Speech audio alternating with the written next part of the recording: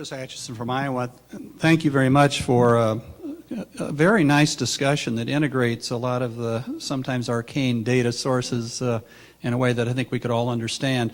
I wanted to follow up on Dr. Caldwell's question regarding meaningful use. Of course, accountable care organizations are in the mix. My concern is that they'll be more narrowly drawn, not building in some of the determinants of health type information that you discussed. I wonder if you can speculate at all how meaningful use and the notion of outcomes maybe could drive a more fulsome development of information systems. Well, that's a terrific question. You know, that last slide I showed here with the people in the this is sort of where we are, I think. We've got a lot of this information coming together. I think we see electronic health records as really transforming what we'll do in NCHS. Okay? And I am hoping that meaningful use includes the vital statistics, vital registration as part of that. That actually, believe it or not, has been a bit of a battle to get that in as part of meaningful use. But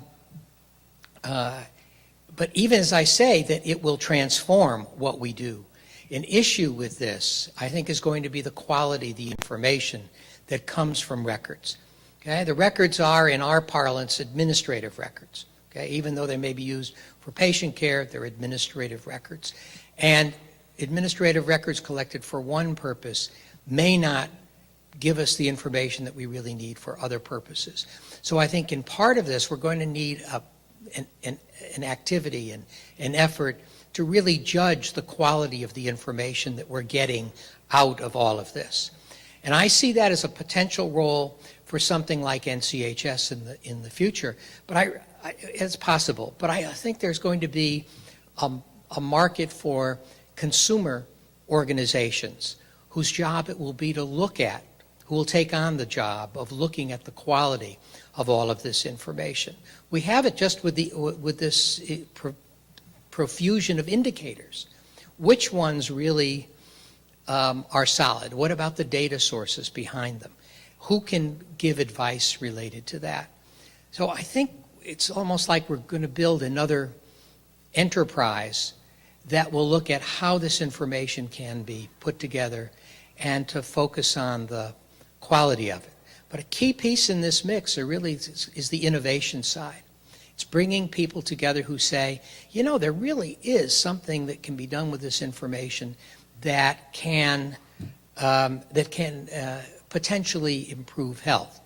Now, I thought for the last 50 years we had people who were doing that. But what's clear is that really wasn't the case. Okay, there were some, but now that number, the community that's looking at this has just been expanded enormously.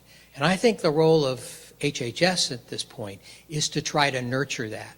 And I think any ideas you all have on how we can nurture that are something that we need to listen to and to pick up on. Yeah. Hi, I'm Jacqueline Merrill from Columbia, and I think most people here know me as a public health systems researcher, but I'm also in bioinformaticist, biomedical informaticist.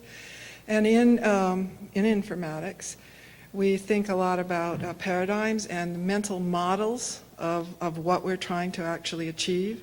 And I think what you're describing really is a paradigm change that's occurring in the way we look at data.